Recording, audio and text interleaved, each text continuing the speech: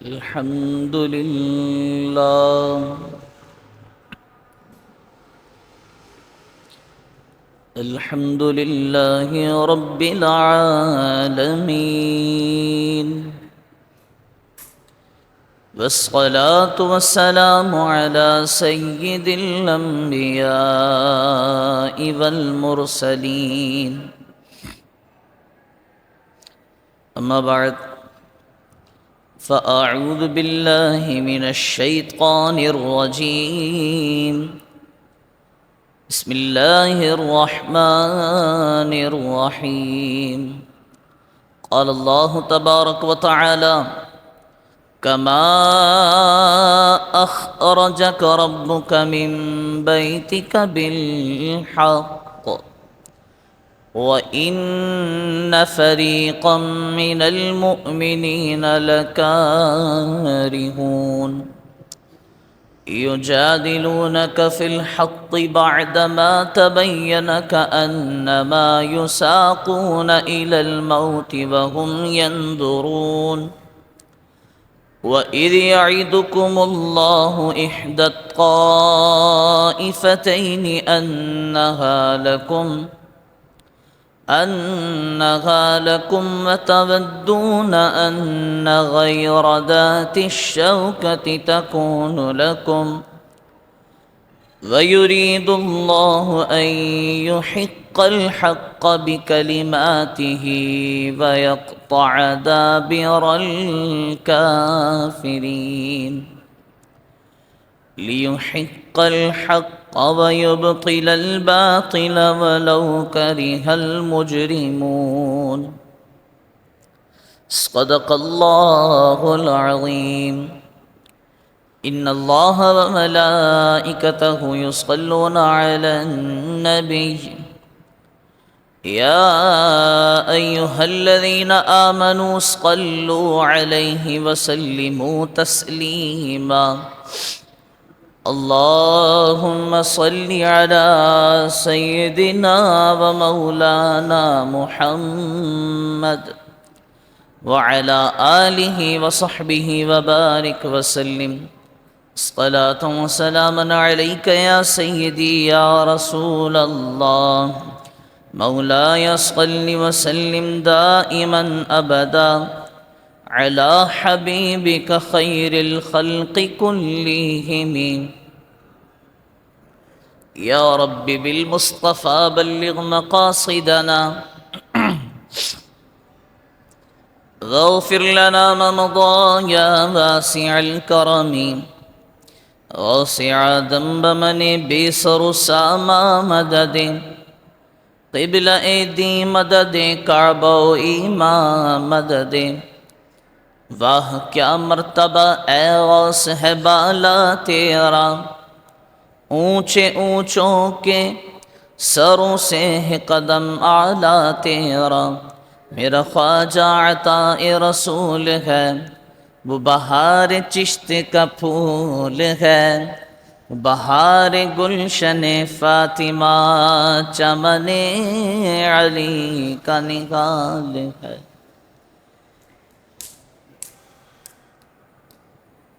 اللہ رب العزت کا کروڑ احسان اور آقا دو جہاں حضور سید المرسلین صلی اللہ تعالی علیہ وعلا آلہ وصحبہ وبارک وسلم کی بارگاہ میں لاکھوں کروڑوں درود و سلام کہ جس رب کے فضل اور محبوب کریم علیہ السلام کی نظر کرم سے ہمیں آج کا یہ برکتوں والا، عظمتوں والا، رفعتوں والا، بلندیوں والا دن نصیب ہوا. عزیزان گرامی، آج 18 رمضان المبارک ہے. ماہ رمضان کے 18 روزے وہ ہمارے ہاتھ سے نکل چکے ہیں. 18 روزے وہ ہمارے ہاتھ سے نکل چکے ہیں. 18 دن ایسے ہیں جو ہم نے غفلت میں گزار دیے، وہ نکل گئے، اب وہ ہاتھ آنے والے نہیں۔ 18 دن۔ بہرحال اللہ رب العزت کی بارگاہ میں دعا کر سکتے ہیں اور کرنی چاہیے کہ مولا جتنے روزے باقی بچے ہیں ان کی اہمیت کو سمجھتے ہوئے ہمیں عبادات کرنے کی توفیق نصیب فرما۔ آج 18 رمضان ہے اور گزشتہ جو دن گزرا ہے، جو تاریخ گزری ہے 17 رمضان المبارک، یہ ایک ایسی تاریخ ہے کہ جس تاریخ کو اور جس دن کو اللہ رب العزت نے یوم الفرقان کے نام سے منسوب کیا، یعنی حق اور باطل کے درمیان فرق کرنے والا دن، حق اور باطل کے درمیان فرق کرنے والا دن 17 رمضان۔ اب یہ یوم الفرقان کیوں کہلایا گیا اور 17 رمضان کو ایسا کیا ہوا تھا، ہم آج اسی پر بات کریں گے انشاءاللہ۔ اور 17 رمضان سن 2 ہجری سے سبق لیتے ہوئے ہمیں آگے کیا کرنا چاہیے، اس پر ہم تھوڑی سی بات کریں گے۔ نبی کریم صلی اللہ تعالی علیہ وعلا آلہ وصحبہ وبارک وسلم جب اعلان نبوت فرمایا، جب آپ نے اعلان کیا کہ سنو مکہ کے لوگوں، میں اللہ رب العزت کی طرف سے بھیجا گیا ایک نبی ہوں اور اللہ رب العزت نے مجھے یہ حکم فرمایا ہے کہ آج اعلان نبوت فرما دو۔ مجھے اللہ نے یہ حکم دیا ہے کہ آج اعلان نبوت فرما دو، تو میں تم سے کہہ رہا ہوں کہ میں اللہ کا نبی ہوں، ایک اللہ کی عبادت کرو، وہی وحدہ لا شریک ہے۔ حضور علیہ السلام نے اس طرح کا اعلان او کما قال آپ نے فرما دیا۔ تو جو ہی آپ نے اعلان فرمایا ہے، مصیبتیں، پریشانیاں، آلام وہ آپ علیہ السلام کی جانب اور حضور علیہ السلام کے وہ رفقا جنہوں نے آپ کے اس اعلان پر، اعلان نبوت پر لبیک کہتے ہوئے آپ کا کلمہ پڑھا تھا، ان کی جانب مصیبتیں، آلام، پریشانیاں وہ تیزی سے دوڑنے لگیں، تیزی کے ساتھ۔ آپ دیکھیں نا کہ سارا مذہب ہے ایک انہوں نے اپنا بنایا ہوا ہے، اور بیچ میں ایک شخص آ کر کے کہہ دے کہ یہ جتنا بھی تمہارا سارا مذہب ہے یہ سارا جھوٹا ہے، سچا ایک ہی مذہب ہے، اس کا نام دین اسلام ہے۔ تو لوگ کس طرح اپنا آپا کھو کر حضور علیہ السلام اور ان کے رفقا جنہوں نے ایمان قبول کیا، دائرہ اسلام میں داخل ہوئے، کس طرح وہ بےتاب ہو گئے ہوں گے کہ یار ان لوگوں کو سختیاں کرو، ان پہ مصیبتیں ڈالو۔ اور تاریخ اسلام کے وہ دردناک واقعات کسی سے چھپے ہوئے نہیں ہیں۔ کیا وہ حضرت بلال حبشی رضی اللہ تعالی عنہ کا واقعہ ہو کہ آپ نے جب اسلام قبول کر لیا تو آپ کو ریت پر لٹایا جاتا، پتھر آپ کے سینے پر برسائے جاتے، ہتھوڑے چلائے جاتے، صرف یہی کہا جاتا تھا کہ بلال ہاں بولو، تم اللہ کو اب بھی ایک مانتے ہو؟ تو حضرت بلال رضی اللہ تعالی عنہ پھر بھی یہی فرماتے تھے کہ اللہ احد، اللہ ایک ہے۔ یہی حضرت بلال حبشی رضی اللہ تعالی۔ اس طرح بہت سارے واقعات جو حضور علیہ السلام کے اعلان نبوت کے بعد صحابہ کرام علیہم رضوان کے ساتھ پیش آئے، بہت سارے واقعات، تاریخ بھری پڑی ہے۔ اب ان واقعات کی وجہ کر اللہ رب العزت کے اذن سے، حکم سے حضور علیہ السلام نے 13 سال مکۃ المکرمہ میں گزارنے کے بعد ہجرت کا اعلان فرمایا، کیونکہ مشرکین مکہ کی وہ ایذا رسانیاں، تکلیف، اللہ رب العزت نے ہجرت کا حکم نامہ جاری کر دیا، ٹھیک ہے محبوب آپ ہجرت فرما لیں۔ تو یہ جو مکی زندگی تھی یہ ساری کی ساری حضور علیہ السلام کی یہ ڈیفنس کرنے پر گزری ہے، دفاعی زندگی۔ حضور علیہ السلام نے ہمیشہ ڈیفنس کیا، دفاع کیا اپنا۔ پھر جب آپ علیہ السلام ہجرت کر کے مدینے تشریف لے گئے اور جب مدینے آپ پہنچے ہیں تو 2 سال گزرے تھے، صرف 2 سال، اور 2 سال گزرنے کے بعد آپ علیہ السلام نے ایک ارادہ فرمایا، اور وہ ارادہ یہ تھا کہ یہ جو کافر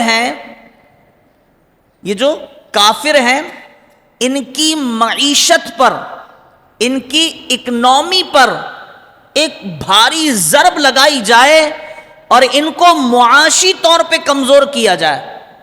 یہ حضور علیہ السلام نے ارادہ فرمایا کہ بھئی مشرکین مکہ کو معاشی طور پر کمزور کیا جائے تو یقیناً یہ جنگی بنیادوں پر بھی کمزور ہو ہی جائیں گے، معاشی طور پر مضبوط ہوں گے تو حملہ اتنا ہی سخت ہوگا۔ جیسا کہ آپ کے سامنے ہے آج اسرائیل معاشی طور پر مضبوط ہے، تو اب آپ دیکھ لیں کہ اسرائیل کے معاشی طور پر مضبوط ہونے کی وجہ کر وہ کس طرح دنیا اسلام پر حملے کر رہا، اور پاکستان ایٹمی طاقت ہونے کے باوجود اور دیگر اسلامی ممالک جن کے پاس فوجیں بھی ہیں وہ معاشی طور پر کمزور ہونے کی وجہ سے آج دبک کر بیٹھے ہیں۔ حالانکہ پاکستان یہ ہمارا ملک ہے اور اس پاکستان کے نام پر ہماری 100 جانیں قربان۔ ملک عظیم کو، اس ملک خداداد پاکستان کو ایسے سربراہ ملے اللہ کی پناہ جو ہر 23 مارچ کو اپنا اسلحہ دھوپ لگانے کے لیے تو نکالتے ہیں، اور ہر سال، اتنے تعجب کی بات ہے، ہر سال کوئی ایک نیا ٹینک یا کوئی نیا میزائل تیار ہو جاتا ہے۔ اس 23 مارچ کو بھی ہوا ہے حیدر ٹینک۔ اللہ، حیدر ٹینک نام دیکھیں وہ رکھا کہ جو مولا علی کے نام سے منسوب ہے، حیدر ٹینک۔ اور جو مولا علی حیدر کرار رضی اللہ تعالی عنہ نے خیبر کا دروازہ اکھاڑ کر کے پھینکا تھا وہ یاد نہیں۔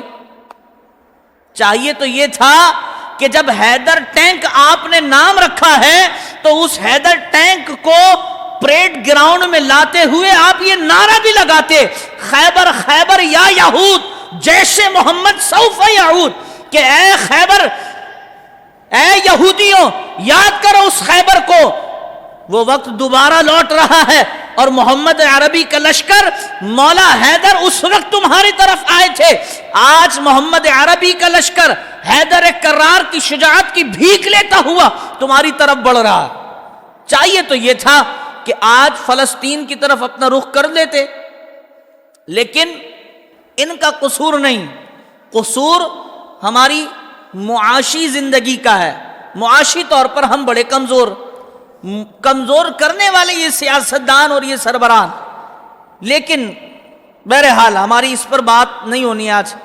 اب جو کیا انہوں نے کیا یہ حشر میں خود جواب دیں گے اور انشاءاللہ دینا پڑے گا۔ بہرحال اب جو ملک معاشی طور پر طاقتور ہوتا ہے اس کا حملہ بھی اتنا ہی مضبوط ہوتا ہے۔ جیسا کہ آپ دیکھیں معاشی طور پر جو طاقتور ہوگا وہ ہمیشہ اوپر نظر آئے گا۔ مثال ہے کہ آپ کے محلے میں کوئی ایک ایسا بندہ ہوتا ہے کہ جس کو اللہ نے بڑا پیسہ دیا ہوتا ہے، تو آپ اس کی زندگی گزارنے کا طریقہ، اس کا رنگ ڈھنگ، اس کا مزاج، وہ سب اس سے واقف ہوتے ہیں۔ وہ صاحب گھر سے نکلتے ہیں تو یوں چوڑے ہو کر نکلتے ہیں، گھر میں گھستے ہیں تو یوں چوڑے ہو کر کے گھستے ہیں، کار ایسے چابی نکالتے ہیں کار کی اور ریموٹ دباتے ہیں، کار ان لاک ہو جاتی ہے، یہ سارا سلسلہ کیوں؟ اور جن کے پاس جو معاشی طور پر کمزور ہوتے ہیں وہ کیا کرتے ہیں؟ وہ صرف دیکھتے ہیں، اور یہ پیسے والے صاحب اگر کچھ کہہ بھی دے نا، ادھر آ، تو یہ جو معاشی طور پر کمزور لوگ ہوتے ہیں وہ جی بھائی جی حکم، یہ ہوتا ہے، ہماری فطرت ہے۔ تو بالکل اسی طرح حضور علیہ الصلوۃ والسلام نے یہ ارادہ فرمایا کہ جناب مشرکین مکہ کو معاشی طور پر ایک ضرب لگائی جائے، اور ضرب بھی ایسی ہو کہ جس کے بعد یہ مشرکین مکہ سنبھل نہ سکیں۔ اب ایک تجارتی قافلہ، یعنی کہ ایک ایسا قافلہ جس میں مکہ کے ہر گھر کا سامان موجود تھا، ہر گھر کا تجارتی سامان موجود تھا۔ اب وہ تجارتی قافلہ اس وقت جب حضرت ابو سفیان رضی اللہ تعالی عنہ وہ دائرہ اسلام میں داخل نہیں ہوئے تھے، اس وقت وہ اس تجارتی قافلے کی سربراہی کر رہے تھے، اس تجارتی قافلے کے سربراہ تھے۔ تو آپ علیہ الصلوۃ والسلام نے بدر کی طرف اپنا رخ کیا اور اس تجارتی قافلے پر حملہ کرنے کے ارادے سے آپ نکل پڑے۔ اب یہ یہاں یاد رکھیے گا کہ بھئی حضور نکلے ہیں مدینے سے۔ اب میری چھوٹی سی باتیں ہیں کچھ۔ جب حضور علیہ الصلوۃ والسلام مدینے سے نکل رہے ہیں تو حضور علیہ الصلوۃ والسلام کے ساتھ جو رفقا ہیں، جو ساتھی ہیں، جو صحابہ ہیں، ان کی تعداد کیا ہے؟ 313۔ ایسے ہی دن کون سا ہے؟ دن جمعۃ المبارک کا دن ہے۔ مہینہ کون سا ہے؟ رمضان المبارک کا مہینہ ہے۔ اللہ، موسم کون سا ہے؟ گرمی کا موسم ہے۔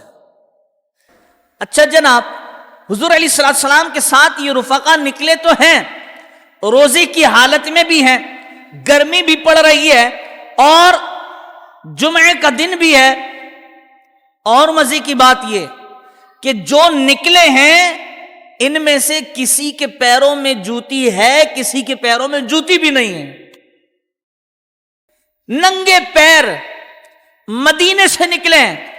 اور مزے کی بات کہ جب یہ نکلے ہیں تو گورنمنٹ نے کوئی سڑک بھی تعمیر نہیں کی تھی، وہی پتھریلی زمین، وہ اونچی نیچی گھاٹیاں، منٹ میں پہاڑ پر چڑھنا ہے، پھر اترنا ہے، پھر چڑھنا ہے، پھر اترنا ہے، وہ راستے۔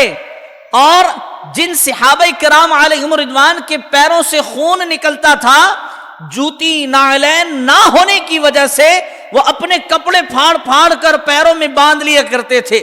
لیکن تعجب یہ ہے کہ کسی ایک صحابی نے بھی یہ نہیں کہا یا رسول اللہ آپ دیکھیے تو صحیح، ماہ رمضان ہے، ہم روزے سے ہیں، اے کریم آقا ہم نے روزہ رکھا ہے اور آپ کہہ رہے ہیں چلیے جناب، چلیے جناب، ہم نے تجارتی قافلے پر حملہ کرنا ہے۔ نہیں نہیں نہیں، یہ حضور کے وہ جانثار صحابہ تھے کہ جب حضور نے کہا چلیے تو سارے کے سارے صحابہ لبیک یا رسول اللہ کہتے ہوئے میدان عمل میں نظر آتے تھے۔ یہ وہ صحابہ تھے۔ اب یہ بدر کی طرف رواں دواں، اب یہاں ابو سفیان کو یہ خبر پہنچی کہ مسلمان حملہ کرنے کی نیت سے ہمیں معاشی طور پر کمزور کرنے کے ارادے سے ہماری طرف بڑھ رہے ہیں۔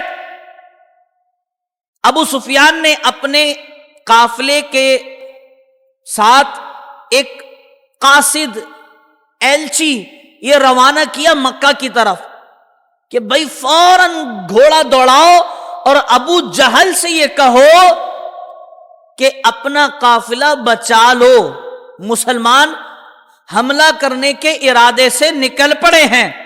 اب یہاں سے ابو جہل فوراً آنن فانن 1000 لشکر کفار کو لے کر، جس میں آپ دیکھیے 100 اونٹ ہیں، 100 گھوڑے ہیں، لشکر کفار کے پاس 100 گھوڑے، 700 اونٹ اور 1000 بندے، یہ لشکر کفار، تلواریں، کثیر آلات حرب موجود۔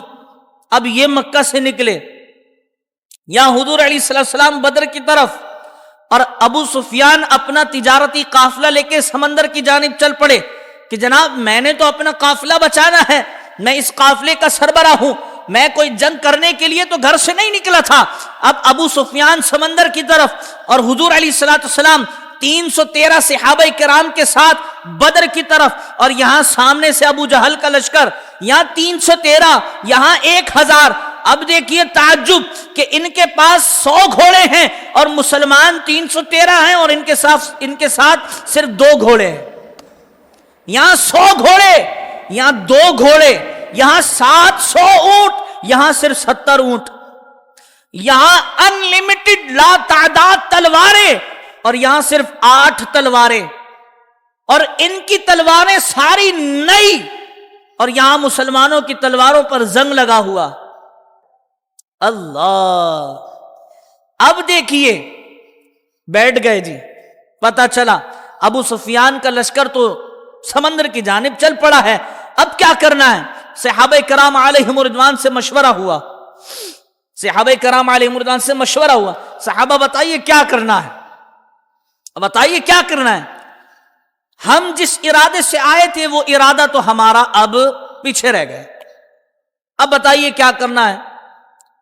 حضور علیہ السلام نے مشورہ کرنے سے پہلے یہ جملہ فرمایا کہ جناب اللہ رب العزت نے مجھ سے وعدہ کیا ہے کہ کافروں کے دونوں گروہوں میں سے ایک گروہ پر تمہیں فتح نصیب ہوگی۔ ایک گروہ تو ہمارے ہاتھ سے نکل گیا، سامنے ایک ہی گروہ ہے، اور یہ اللہ کا وعدہ ہے، لِيُحِقَّ الْحَقَّ وَيُبْطِلَ الْبَاطِلَ وَلَوْ كَرِهَ الْمُجْرِمُونَ، یہ اللہ کا وعدہ ہے۔ تو صحابہ کرام علیہم رضوان کے جذبوں پہ بھی قربان جائیے کہ صحابہ کرام علیہم رضوان نے اب بھی یہ نہیں کہا کہ یا رسول اللہ پہلے ہی آپ روزے کی حالت میں اتنا چلا کر کے ہمیں یہاں لے آئے ہیں، ہمارے پیروں سے خون نکل رہا ہے، ہمارے پیروں میں جوتیاں نہیں ہیں، ہمارے پاس تلواریں نہیں ہیں، اونٹ نہیں ہیں، گھوڑے نہیں ہیں، یا رسول اللہ کچھ بھی تو نہیں ہے، اب آپ یہ کہہ رہے ہیں کہ جنگ بھی کرنی ہے، ہم جنگ کا ارادہ لے کر کے تو نہیں نکلے تھے۔ قربان جائیے ان صحابہ کے جذبے پہ، کسی نے بھی یہ نہیں کہا۔ ہاں کچھ کے آثار ایسے نمودار ہوئے کہ انہیں شاید عجیب لگا کہ جناب یہ جنگ، لیکن حضرت ابو بکر عمر کے جذبے پر قربان جائیے کہ فوراً کھڑے ہوئے اور حضور علیہ السلام سے عرض کرنے لگے کہ یا رسول اللہ آپ بدر کی بات کرتے ہیں، بدر تو یہ رہا، آپ حکم فرمائیں تو ہم قیصر و کسریٰ سے جنگ لے لیں۔ اور قیصر و کسریٰ کیا تھا؟ قیصر و کسریٰ وہ تھا جیسا آج ہم امریکہ کو اپنے سر پہ سوار کر کے رکھتے ہیں۔ امریکہ کی ہمارے آگے حیثیت کچھ بھی نہیں، امریکہ پر اور امریکہ کے چاہنے والوں پر ہم 100 دفعہ لعنت بیچتے ہیں۔ امریکہ کی کیا حیثیت ہے؟ تو بالکل اسی طرح جیسے آج ہم نے امریکہ کو خامخواہ اپنے سروں پر سوار کر کے رکھا ہے نا کہ جناب سپر پاور امریکہ ہے، اسی طرح اس وقت کے لوگوں نے قیصر و کسریٰ کو سپر پاور بنا رکھا تھا، اور وہ تھی بھی صحیح۔ قیصر و کسریٰ کے پاس بڑا سامان تھا، بڑے معاملات تھے، قیصر و کسریٰ سپر پاور۔ صحابہ کرام 313 ہے، یا رسول اللہ آپ بات کر رہے ہیں بدر کی، ہم قیصر و کسریٰ سے جنگ مول لے لیں؟ یا رسول اللہ آپ بدر کی بات کر رہے ہیں، آپ حکم کریں ہم اپنے گھوڑوں کو سمندر میں ڈال دیں۔ یہ صحابہ کرام علیہم رضوان کا جذبہ۔ عزیزان گرامی، اب یہاں سیکھنے اور سمجھنے کی ایک بات ہے کہ حضور علیہ السلام آپ علیہ السلام مدینے سے نکلے کیوں؟ آپ علیہ السلام نے اس لشکر کا تعاقب کیا کیوں؟ معیشت کو کمزور کرنے کے لیے، معیشت کو کمزور کرنے کے لیے۔ جناب مشرکین مکہ کی معیشت کمزور ہو جائے، جبھی تو تجارتی قافلے پر حملے کا ارادہ کیا، معیشت کمزور ہو جائے۔ ہمارا عمل کیا ہے؟ کیا ہم نے کبھی سوچا اس بات پر؟ بلکہ ہم نے کافروں کی، یہودیوں کی معیشت کمزور کرنا تو درکنار، ہم نے ان کی معیشت کو مضبوط کیا ہے۔ اور آج بھی مسلمان، مجھے تو سوچ سوچ کر حیرت ہوتی ہے، تعجب ہوتا ہے، افسوس ہوتا ہے کہ یار آخر یہ کوکا کولا اور پیپسی حلق سے اتر کیسے جاتی ہے؟ کیا پیپسی پیتے ہوئے، کوکا کولا پیتے ہوئے، لیس کھاتے ہوئے کبھی ذہن میں یہ خیال پیدا نہیں ہوتا کہ یار وہ مسلمان بچے، وہ فلسطینی شہداء جن کی تعداد 35-40 ہزار کے قریب لگ بھگ پہنچ چکی ہے، ان شہداء کے جسد خاکی عام حالت میں بھی نہیں، ٹکڑے ٹکڑے ہو کر بکھرے پڑے ہیں۔ یار ہم ان شہداء کی جان لینے والوں کی معیشت کو اور مضبوط کر رہے ہیں۔ اور آپ یقین کریں، میرا جنرل اسٹور ہے، چھوٹے بھائی اور بڑے بھائی وغیرہ بیٹھتے ہیں۔ اب ہم نے کیا بائیکاٹ، ہم نے کہا بھائی اسرائیلی کوئی پروڈکٹ ہماری شاپ پر نہیں بکے گی۔ مسلمانوں کا حال بتا رہا ہوں، سنیے گا۔ ایک صاحب آئے، بھائی پیپسی ہے؟ پیپسی نہیں بھائی، بائیکاٹ، پیپسی اسرائیلی پروڈکٹ ہے، ہم کیوں رکھیں گے؟ اچھا کوکا کولا نا، وہ بھی اسرائیلی؟ اچھا لیس پاپڑ ہے؟ نہیں وہ بھی یہ اسرائیلی ہے۔ اب وہ صاحب کہنے لگے یار ماشاءاللہ زبردست، آپ بہت اچھا کام کر رہے ہو، لگے رہو، کیپ اٹ اپ۔ ہم نے کہا بھائی دیکھو شاباشی بھی ملنے لگ گئی۔ اب وہ ہمیں یہ لیکچر دے کر keep it up, well done کہہ کر سامنے والی دکان پہ جا کر کے انہوں نے پیپسی خریدی، لیس خریدا، اور پھر میرے پاس آئے، یار آپ نے تو بائیکاٹ کیا، بہت اچھی بات ہے بھائی، ویل ڈن، لیکن کیا کروں بچے پیتے ہی نہیں ہیں اس کے علاوہ۔ کیوں؟ پیپسی نہیں پیئیں گے تو بچے مر جائیں گے۔ پھر ایک صاحب آئے، اب وہ وکالت کر رہے، دیکھیں مولانا صاحب اگر پیپسی کی کمپنی اسرائیل کی ہے بھی صحیح، تو آپ یہ تو دیکھیں پیپسی کمپنی میں ہمارے پاکستانی کتنے سارے لوگ نوکری کر رہے ہیں، اگر ہم بائیکاٹ کریں گے تو ان کی نوکری پر فرق نہیں پڑے گا، ہمارے ملک کے لوگ بے روزگار نہیں ہوں گے۔ بھائی واہ، ہمارے ملک کے لوگ بے روزگار ہوتے ہوں گے تو ہو جائیں، ان کے لیے نیا دروازہ پھر کھلے گا۔ اور وہ دروازہ کون سا ہوگا؟ میں آسان فارمولا دے رہا ہوں، آپ جتنے بیٹھے اور سارے مسلمان پیپسی کا بائیکاٹ کر دیں، کوکا کولا کا بائیکاٹ کر دیں، بلکہ اس کے بدلے میں آپ پینے لگ جائیں کوئی پاکستانی پروڈکٹ، بوتل کولڈ ڈرنک کوئی پاکستانی پینے لگ جائے، ٹھیک ہے، مختلف قسم کی آ رہی ہیں، میں نام نہیں لوں گا پھر کہیں گے تشہیر ہو رہی ہے، مختلف قسم کی کولڈ ڈرنکس آ رہی ہیں، ان کولڈ ڈرنکس آپ پینے لگ جائیں۔ اب جب یہاں پر ڈیمانڈ بڑھے گی تو ظاہر سی بات ہے لیبر کو بھی بڑھانا پڑے گا، ہے نہیں ہے؟ جب ڈیمانڈ بڑھے گی تو لیبر بھی بڑھانی پڑے گی، تو لیبر بڑھانے کے لیے وہ لوگوں کو رکھیں گے نہیں، وہ پھر کیا سعودی عرب سے بلا کے لوگوں کو رکھیں گے؟ پاکستانیوں کو ہی جاب پر رکھا جائے گا نا، یا سعودی عرب سے بلایا جائے گا، جناب آ جائیے سعودیہ کے لوگوں آ جاؤ؟ ایسا نہیں، وہ پاکستانیوں کو ہی جاب پر رکھیں گے۔ اگر پیپسی اور کوکا کولا کی کمپنی سے پاکستانی بے روزگار ہوتے ہوں تو ہو جائیں، کوئی مسئلہ نہیں، ہماری پاکستانی کمپنیاں پھر ان لوگوں کو رکھنا شروع کریں گی۔ جب ڈیمانڈ بڑھے گی ہم نے اس پر توجہ دیں گے نا۔ کم سے کم بدر کے میدان سے یہ تو سبق لے لیں یار کہ ان کی معیشت کو ہم نے سخت ہم نے ان کی معیشت کو جو ہے نا وہ ضرب لگانی ہے، اور ان کی معیشت کو ہم نے چھوڑنا نہیں۔ یہ بدر کے میدان سے یہ سبق تو ہمیں لینا چاہیے، اور اگر ہم نہیں لیتے تو پھر میں آپ سے یہ نہیں کہہ رہا ہوں کہ جو نہیں لیتا وہ پکا کافر ہے، ایسا نہیں، لیکن ہم نے سبق لینا چاہیے بدر کے میدان سے۔ کہ حضور نے مشرکین مکہ کی معیشت کو کمزور کرنے کے لیے بدر کا میدان سجایا تھا، تو ہم بھی کافروں کی، اسرائیلیوں کی معیشت کو کمزور کرنے کا ارادہ کریں گے انشاءاللہ۔ کم سے کم ارادہ تو، مولانا صاحب اگر میں پیپسی نہیں پیوں گا، اگر میں کوکا کولا نہیں پیوں گا تو اس سے کیا ہوگا؟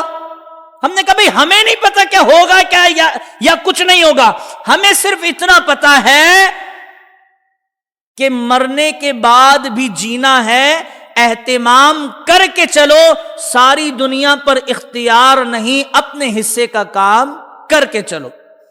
ہمیں یہ پتا ہے، کم سے کم حشر کے میدان میں کھڑے ہو کر کے ہم یہ تو عرض کریں گے مولا میں جہاد تو نہیں کر سکتا تھا کیونکہ ہماری ریاست ہجڑا صفت ہو چکی تھی، مولا میں جہاد تو نہیں کر سکتا تھا کیونکہ ہمارے جرنیلوں نے بڑے بڑے جرنیلوں نے چوڑیاں پہن رکھی تھی، مولا میں جہاد تو نہیں کر سکتا تھا کیونکہ ہمارے سپہ سالار نام کے ساتھ حافظ تو لگاتے تھے لیکن ان کا کردار میں کسی قسم کا کوئی حافظ نظر نہیں آتا تھا، لیکن مولا میں نے اتنا جہاد کیا ہے کہ کم سے کم وہ پروڈکٹ جو اسرائیل کی تھی مولا میں نے اس پروڈکٹ کو چھوڑ دیا۔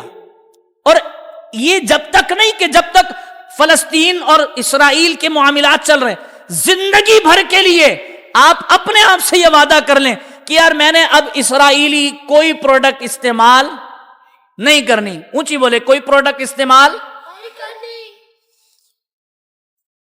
کریں گے۔ اگر آپ استعمال کریں گے تو میں یا یہاں مجمع میں سے بیٹھا ہوا کوئی بھی شخص آپ کا گریبان آ کر کے نہیں پکڑے گا، لیکن جب قبر و حشر کے معاملات ہوں گے تو شاید وہ فلسطینی ننھے بچے کہ جن کے گھروں پر بم کے حملے کیے جا رہے ہیں شاید وہ گریبان آ کر کے پکڑ لیں کہ بتائیے جناب آپ کے پاس اتنا سا تو اختیار تھا کہ آپ اسرائیل کی معیشت کو کمزور کر دیں، کیا آپ نے وہ کیا؟ باتیں تو بڑی بڑی کرتے تھے کہ اگر میں حضور کے دور میں ہوتا تو حضور کے ساتھ جنگ پر جاتا، باتیں تو آپ بڑی بڑی کرتے تھے کہ اگر میں حضور کے دور میں ہوتا تو میں یہ کرتا، اگر میں حضور کے دور میں ہوتا تو میں یہ کرتا۔ آپ یہ بتائیے کہ جتنا موقع آپ کو ملا آپ نے اس موقع کو اویل کیا یا نہیں؟ حضور کے دور میں ہوتے تو تب ہوتے جب کی بات تھی، آپ جس دور میں تھے اس دور کے اعتبار سے آپ نے جہاد کیا یا نہیں؟ پھر آپ اس ننھے بچے سے کیا کہیں گے کہ نہیں بیٹا تم تھے تو چھوٹے سے، تم پر اسرائیلیوں نے دھماکہ تو کر دیا تھا، لیکن میں کیا کروں، میرے بیٹے کو پیپسی پیے بغیر تو نیند ہی نہیں آتی تھی، میرے بیٹے کو تو کوکا کولا پیے بغیر نیند ہی نہیں آتی تھی، کھانا ہی ہضم نہیں ہوتا تھا، جب تک 7 اپ گلے سے نہ اترے تو پھر میرا بیٹا تو ایسا لگتا تھا کہ جیسا مرنے والا ہے۔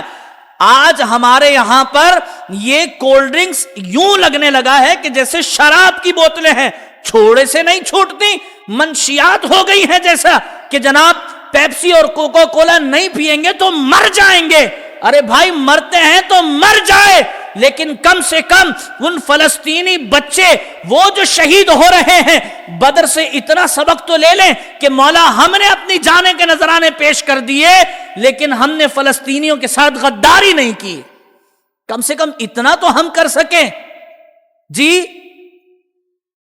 تو ہم نے یہ کرنا ہے انشاءاللہ، کریں گے انشاءاللہ، بدر کے میدان سے یہ سبق لیں گے نا انشاءاللہ۔ ابھی آپ زور سے بولیں یا آہستہ بولیں وہ آپ کی مرضی، لیکن اپنے ضمیر سے ضرور پوچھئے گا کہ جناب میں نے اسرائیلی پروڈکٹ استعمال کرنی ہے یا نہیں کرنی، میں نے اسرائیل کا ساتھ دینا ہے یا میں نے اسرائیل سے جان چھڑانی ہے۔ جس طرح حضور نے اسرائیلی مشرکین مکہ کی معیشت کو ایک ضرب لگائی تھی، اسی طرح میں نے بھی اسرائیلیوں کی معیشت کو ضرب لگانی ہے۔ ہر بندہ یہ مہم چلا دے، ایک دوسرے کو کہے کہ یار کوکا کولا نہ پیو، یار پیپسی نہ پیو۔ اور آپ کو پتہ یہ میں نے کافی عرصہ پہلے ایک جگہ پڑھا تھا، پیپسی جو ہے وہ ایبریویشن ہے، مخفف ہے بھئی کس چیز کا؟ پیپسی کہتے ہیں پے ادا کریں، پے ایچ پینی، اسرائیل میں جو کرنسی چلتی ہے نا اس کو پینی کہا جاتا ہے، پے ایچ پینی سیو اسرائیل، یعنی آپ اپنا پائی پائی جوڑ کر اسرائیل کی حفاظت کریں۔ پیپسی اس چیز کا مخفف ہے۔ اب پتہ نہیں واللہ کہ یہ واقعی یہی اس کی فل فارم بنتی بھی ہے یا نہیں، لیکن ہمارے اعتبار سے یہی بن رہی ہے، پے ایچ پینی سیو اسرائیل، آپ ایک ایک پائی جوڑ کر اسرائیل کی حفاظت کیجئے، لیکن ہم نے ایک ایک پائی ٹھکرا کر فلسطین کی حفاظت کرنی ہے انشاءاللہ۔ اللہ رب العزت ہمیں فلسطینیوں جیسا بلکہ ان کے جذبے کی خیرات ہی نصیب فرما دے تو ہم شاید کامل ہونے کی کسی سیڑھی پر چل پڑے۔ اللہ رب العزت ہمیں عمل کی توفیق نصیب فرمائے۔ اور باقی ایک یہ اعلان میں نے آپ سے عرض کرنا تھا کہ انشاءاللہ آپ کو پتہ ہے بھی جب ماہ رمضان آتا ہے تو لوگوں کا ایمان بہت مضبوط ہو جاتا ہے، بہت زبردست ہو جاتا ہے نا۔ پھر جب 20 روزے گزر جاتے ہیں، یعنی 15 روزے گزر جاتے ہیں، تو 15 روزہ گزرنے کے بعد تو ہمارے لوگ جو کر رہا ہوں میں سمجھانے کے لیے میرے الفاظ اور جملے اس طرح کے ہی ہوتے کہ ایمان اتنا طاقتور ہو جاتا ہے کہ ہم کہتے ہیں بھائی مر جائیں گے مٹ جائیں گے، بس ہم نے اب مسجد کو چھوڑنا نہیں۔ بہت ہی اچھی بات، کیپ اٹ اپ، یہی ہونا چاہیے۔ بھائی مسجد کیوں چھوڑیں؟ مسجد تو ہم نے نہیں چھوڑنی، لیکن اس ایمان کو ایسی طاقت دیں کہ جو 15 روزے کے بعد ہم لڑ جھگڑ کر مسجد کو آباد کرنے کا ارادہ کرتے ہیں نا، ہم 30ویں روزے کے بعد بھی اس طرح کریں تو کیا بات ہے۔ ویسے مجھے پتا ہے میری باتیں صرف الفاظ ہی ہیں اور یہاں سے جائیں گی اور یہاں سے نکل جائیں گی، لیکن پھر بھی میرا کام ہے کرنا، میرے حصے کا کام ہے، میں بتا دوں گا۔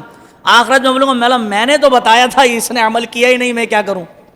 بہرحال تو اب ہمارے یہاں سلسلہ، اور ہر مسجد میں سلسلہ یہ ہوتا ہے، اعتکاف کا اعلان ہوتا ہے، 15-16 روزے کو اعتکاف کا اعلان ہوتا ہے۔ جناب اعتکاف کے لیے فارم دیے جا رہے ہیں، جو حضرات خواہش مند ہیں وہ اعتکاف میں بیٹھ جائیے۔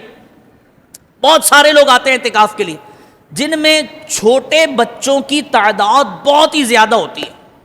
اب وہ چھوٹے بچے اعتکاف میں بیٹھ تو جاتے ہیں، شرعی مسئلہ ہے، ہم کیا کریں، بیٹھ جاتے ہیں، لیکن پھر جو وہ مسجد کا حال کرتے ہیں، اللہ کی پناہ، وہ مسجد کی کھڑکیوں سے ادھر چھلانگ لگانا، مدرسے میں چلے جانا، انہیں پتہ بھی نہیں ہوتا ہم اعتکاف کر رہے ہیں، کیا کر رہے ہیں۔ تو ایسے بچے اگر تو وہ یہ وعدہ، اچھا زیادہ چھوٹے بچے بھلے مجھ سے 4 وعدے بھی کر لیں تو میں نے ان کو اعتکاف میں نہیں بٹھانا، ہاں زیادہ چھوٹے بچے ہمیں نہیں چاہیے۔ ایسے بچے جو سمجھدار ہوں، جنہیں میں نے سال بھر دیکھا ہو، سال بھر، جیسے یہ بچہ ہے نا، جو بیٹے کھڑے ہو ادھر آؤ، یہ بچہ آپ زیارت کریں، 5 وقت کا نمازی، رمضان میں نہیں ہے، رمضان کے علاوہ 5 وقت کا نمازی، فجر، ظہر، عصر، مغرب، عشاء، رمضان کے علاوہ۔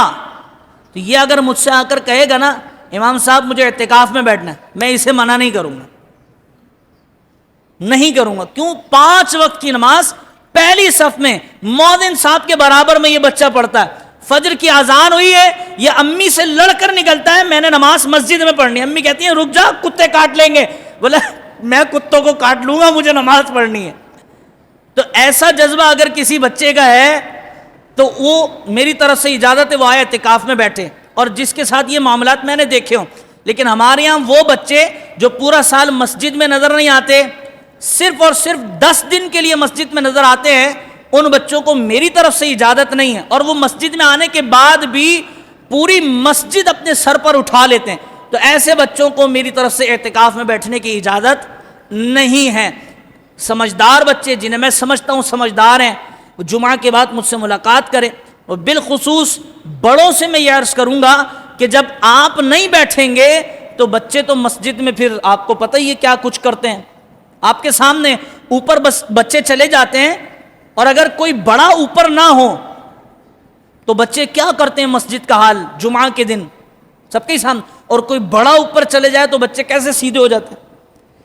تو بڑوں سے میری گزارش ہے کہ وقت نکالیں، ضروری نہیں، فرض نہیں ہے کہ آپ نے اعتکاف میں بیٹھنا ہی بیٹھنا ہے، لیکن وقت نکالیں، اگر نکل آئے تو آپ اعتکاف میں بیٹھیں تاکہ یہ بچے سنبھل کر رہیں۔ باقی اللہ رب العزت کی بارگاہ میں دعا ہے کہ مولا اپنا کرم خاص کرے، کاش یہ بچے ایسا اعتکاف کریں کہ پورے اہل علاقہ کے لیے ایک سبق والی بات ہو جائے کہ یار بچے ایسا اعتکاف کر سکتے ہیں تو ہم کیوں نہیں کر سکتے۔ کاش ایسا ہو جائے، ہماری جو تھنکنگ ہے کہ یہ بچے ایسا کریں گے ویسا کریں گے، اللہ کرے کہ یہ اس سے الٹ کریں۔ ہماری دعا ہے کہ مولا کریم ہمارے بچوں کے مستقبل کو روشن فرما دیں۔